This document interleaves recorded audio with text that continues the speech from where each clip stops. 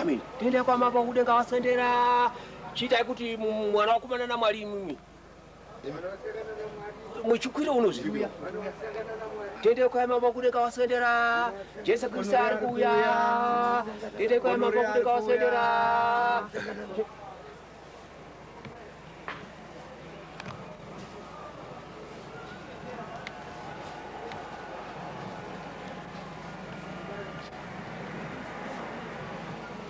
Mr. Candino, isai msoro panaoneka. Amuru budas.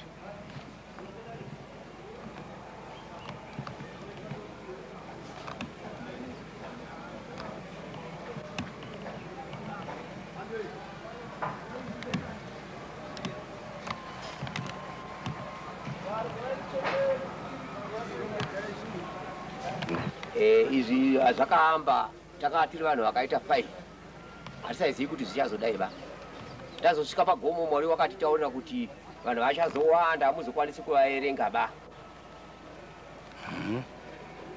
ino ndozvaakuita nanasi unowu tatovaka pajura homu panapa zvatanga tisikafungiri ba kukura kwedu kwese tanga tisikafungiri ba izvozvo ino ndozvaari tatana vanhu vazhinji hatichakutokwanisi kuvaerenga ba taitaurwa ndimwari namacho uno ndopetiri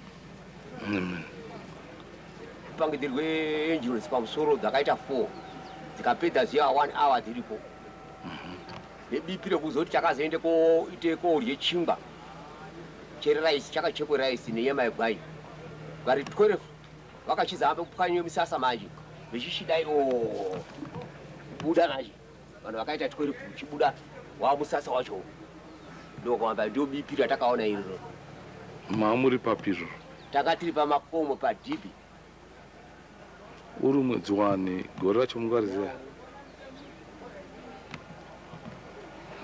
kana kuti vanhu vachi 12 mungavaziya vanhu vavasha 12 varipo 12 ndi ana maforja vana james vakazoshaika ivo vakomana ivo ndo vakanga varipo vana vamwe akapere kudzoke masure vana roti vana oni wanga aripo ulipo bere mauro ulipo roti wamuta ndi roti upi roti mpwanda nana maikoro vamwe akazopetuke mumasure vamwe akapere kufa iyo ndiyo ingave tingatinga yaita sepasika yekutanga ndio pasika kwamba kwaye ikoko kuti angel 12 apwanye musasa kudai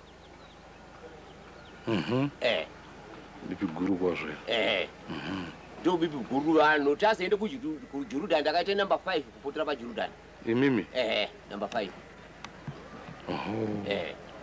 asi na Benjamin ongo achichindozobatizwa fingerprints wacho wanga 6 makumbo ake 6 finger ya good ndo kugara kwatanga takaita uko atisaitukana pakubvira nguva yeyo kusvikirana nasi asi basa iri ramuri kuona makuriro araita munoona sei zvinhu izvi maizvifungira kuti musangano webasa macheke musi wesondo musangano webasa